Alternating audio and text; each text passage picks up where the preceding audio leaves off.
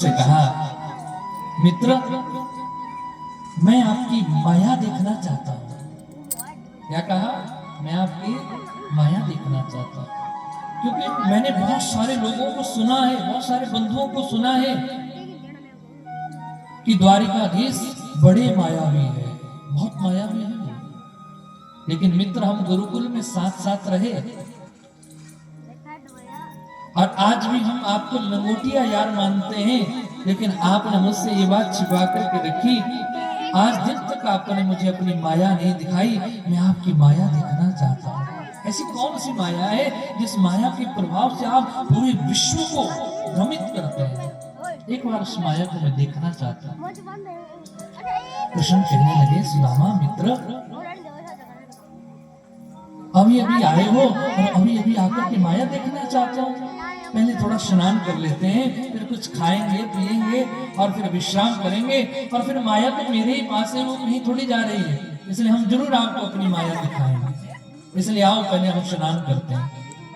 और द्वारिका में भगवान श्री कृष्ण सुदामा मित्र को लेकर के आज जा रहे हैं गोमती नदी के किनारे। कौन सी नदी के किनारे? गोमती नदी के किनारे।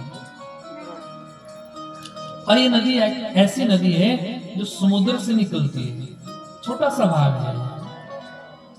और विशेषता क्या है? बोले सूर्य उदय होते ही ये गोमती नदी जो है भर जाती है और सूर्य अस्त होते ही खाली हो जाता है। आज भी ये नियम है। कभी द्वारिका में जाओ तो वहां जाकर के उस गोमती नदी में जरूर स्नान करना। भगवान श्री कृष्ण 3 बार स्नान किया करते थे, प्रातःकालीन स्नान, दोपहर का स्नान और सायंकालीन स्नान, 3 बार स्नान।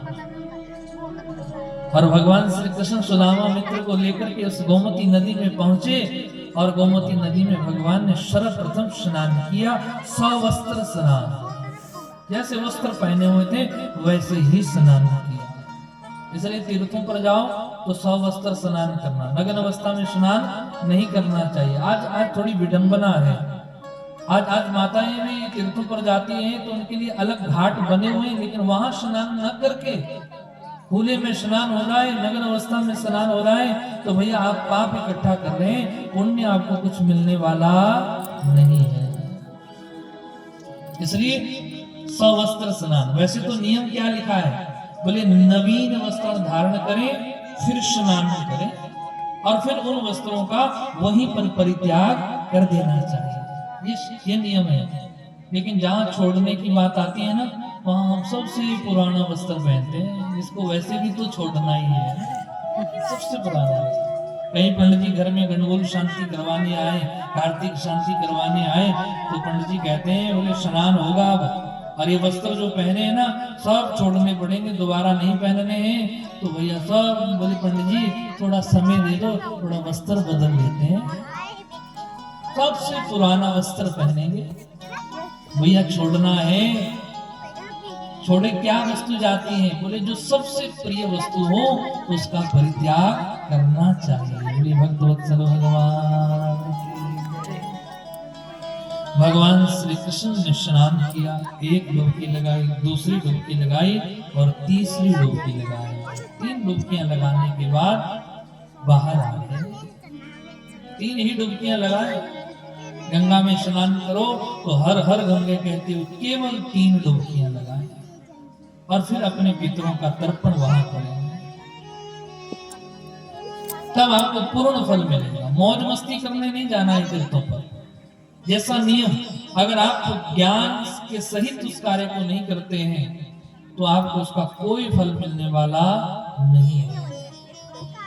भगवान श्री कृष्ण तो 3 डुबकियां लगा करके बाहर आ गए हैं और गीले वस्त्र उतारने लगे, सूखे अभी पहनने थे, इतने में सुदामा ने भी डुबकी लगा दी।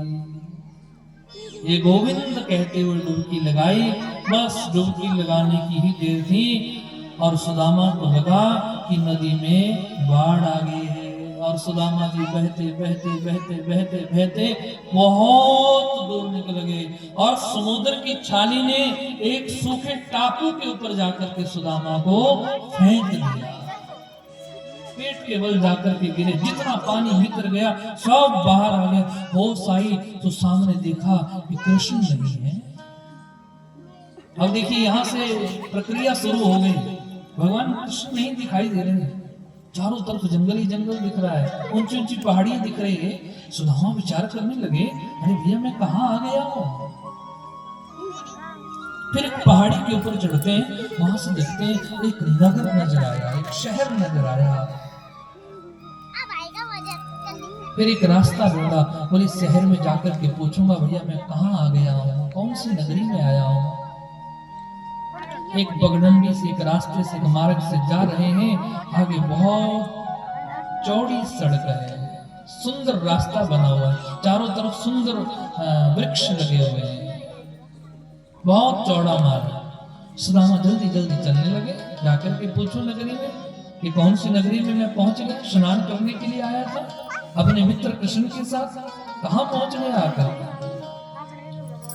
आगे जब बढ़ने लगे तो एक आश्चर्य की घटना घटी कि सामने से बहुत सारे लोग आ रहे हैं, बहुत सारे लोग, और उनके आगे एक हाथी चला हुआ है और हाथी के सूंड में पुष्पों की माला है और हाथी ने सूंड को ऊंचा उठा करके रखा है और सभी पीछे चलने वाले लोग उस हाथी की जय जयकार कर रहे हैं, बोले गजराज की जय हो, गजराज की जय हो, गजराज की जय हो। सुदामा विचार करने लगे भैया ये सब क्या होगा। और जब पास में पहुंचे उस हाथी ने वो पुष्पों की माला